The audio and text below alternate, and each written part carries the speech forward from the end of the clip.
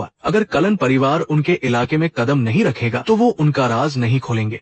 Silence. उनकी असलियत क्या थी ये जैकब ने नहीं बताया। बेला और भी उलझ गई, पर उसे इतना पता था कि कलन परिवार आम इंसानों जैसा नहीं है। अगले कुछ दिनों तक शहर में अच्छी धूप खिली रही, पर पूरा कलन परिवार स्कूल से गायब था। बेला को ये सब बहुत अजीब लगा और वो लाइब्रेरी में जानकारी ढूंढने निकल गई। किताब ढूंढते ढूंढते काफी रात हो गई। जब वो वापस लौट रही थी तो उसे कुछ गुंडों ने घेर लिया। बेला खतरे में थी। उसने मदद के लिए बुक स्टोर वापस जाने का सोचा, पर उसे क्या पता था कि वे लोग उसका रास्ता रोक लेंगे। गुंडे धीरे धीरे उसकी तरफ बढ़ने लगे और बेला काफी डर गई। उसने भागने की कोशिश की, पर उन बदमाशों ने उसे बुरी तरह घेर लिया। वो कहीं जा नहीं पा रही थी। तभी जब उसे लगा कि अब उसके साथ कुछ बुरा होने वाला है, तभी अचानक एक सिल्वर कार वहां बहुत तेज रफ्तार से आई। वो कार वाकई खतरनाक लग रही थी। एडवर्ड की बस एक नजर ही काफी थी। उन गुंडों की हालत ऐसी हो गई जैसे उन्होंने कोई शैतान देख लिया हो। बेला ने पहली बार एडवर्ड को इतना गुस्से में देखा था। वो अपने गुस्से पर काबू पाने की पूरी कोशिश कर रहा था, पर उसकी आंखों में सांस खूंसवार दिख रहा था। क्या तुम कुछ और कहोगी जिससे मेरा ध्यान भटके? तुम्हें अभी कार में बैठना चाहिए, एडवर्ड ने बेला से कहा। एडवर्ड बेला को एक रेस्टोरेंट ले गया और उसके लिए खाना ऑर्डर किया, लेकिन उसने खुद कुछ नहीं खाया। एडवर्ड को खाना खाते न देख बेला बस ये जानना चाहती थी कि आखिर उसे बेला के ठिकाने का पता कैसे चला।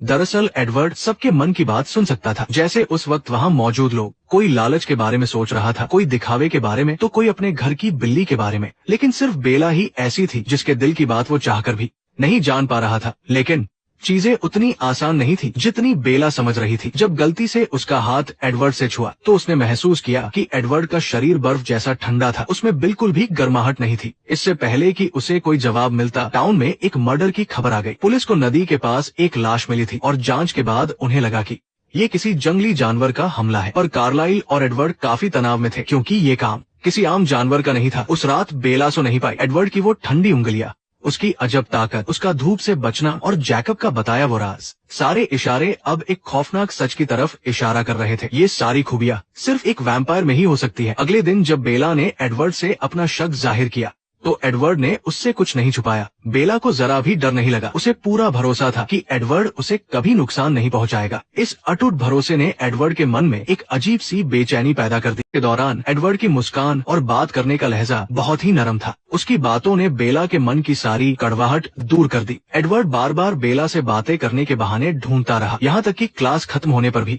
वो जाने का नाम नहीं ले रहा था। तभी बेला ने गौर किया कि एडवर्ड की आंखों का रंग गोल्डन है। उसे याद था कि पहली मुलाकात में उसकी आंखें काली थी। एडवर्ड ने तुरंत अपनी नजरें फेर ली। उसे तेजी से जाते देख बेला को कुछ अजीब लगा, पर इससे पहले कि वो कुछ समझ पाती, एक अचानक आई मुसीबत ने उसे घेर लिया। बेला जब घर जाने के लिए अपनी कार के पास खड़ी थी, तभी एक बेकाबू ट्रक उसकी ओर आया। बेला वो बहुत डर गई थी, पर जब उसने एडवर्ड को देखा तो वो दंग रह गई।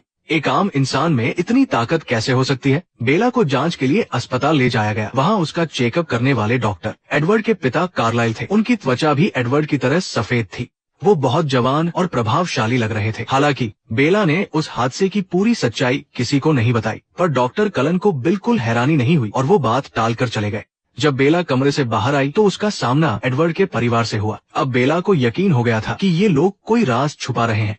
उसने एडवर्ड से उस हादसे के बारे में सवाल किए। एडवर्ड का बदलता हुआ बर्ताव भी जरूर इसी राज से जुड़ा था। वो जितना इस राज से दूर भागती, उतनी ही उसे जानने की इच्छा बढ़ती। बेला को अब डरावने सपने आने लगे थे, जिसमें उसे एडवर्ड दिखाई देता, पर आँख खुलते ही सब गायब हो जाता। स्कूल खत्म होने पर एक लड़के ने बेला को डांस पार्टी में चलने को कहा, पर बेला को ऐसी भीड़ भाड़ वाली जगह पसंद नहीं थी। ये सब एडवर्ड देख रहा था। उसके चेहरे पर कोई भाव नहीं था, बस एक हल्की मुस्कान थी।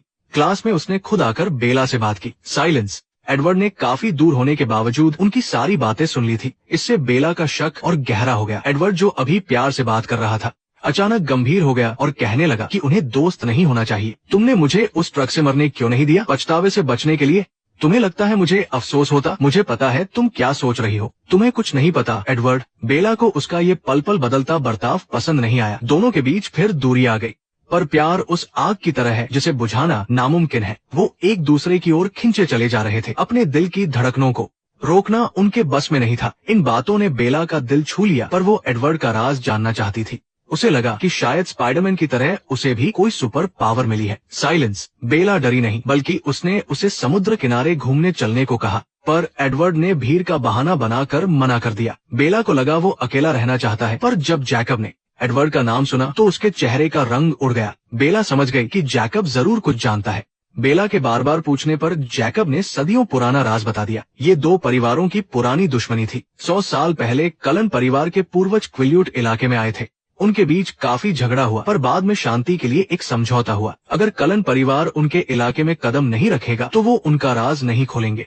साइलेंस। उनकी असलियत क्या थी ये जैकब ने नहीं बताया। बेला और भी उलझ गई, पर उसे इतना पता था कि कलन परिवार आम इंसानों जैसा नहीं है। अगले कुछ दिनों तक शहर में अच्छी धूप खिली रही, पर पूरा कलन परिवार स्कूल से गायब था। बेला को ये सब बहुत अजीब लगा और वो लाइब्रेरी में जानकारी ढूंढने निकल गई। किताब ढूंढते ढूंढते काफी रात हो गई। जब वो वापस लौट रही थी तो उसे कुछ गुंडों ने घेर लिया। बेला खतरे में थी। उसने मदद के लिए बुक स्टोर वापस जाने का सोचा, पर उसे क्या पता था कि वे लोग उसका रास्ता रोक लेंगे। गुंडे धीरे धीरे उसकी तरफ बढ़ने लगे और बेला काफी डर गई। उसने भागने की कोशिश की, पर उन बदमाशों ने उसे बुरी तरह घेर लिया। वो कहीं जा नहीं पा रही थी। तभी जब उसे लगा कि अब उसके साथ कुछ बुरा होने वाला है, तभी अचानक एक सिल्वर कार वहां बहुत तेज रफ्तार से आई। वो कार वाकई खतरनाक लग रही थी। एडवर्ड की बस एक नजर ही काफी थी। उन गुंडों की हालत ऐसी हो गई जैसे उन्होंने कोई शैतान देख लिया हो। बेला ने पहली बार एडवर्ड को इतना गुस्से में देखा था। वो अपने गुस्से पर काबू पाने की पूरी कोशिश कर रहा था, पर उसकी आंखों में सांस खूंसवार दिख रहा था। क्या तुम कुछ और कहोगी जिससे मेरा ध्यान भटके? तुम्हें अभी कार में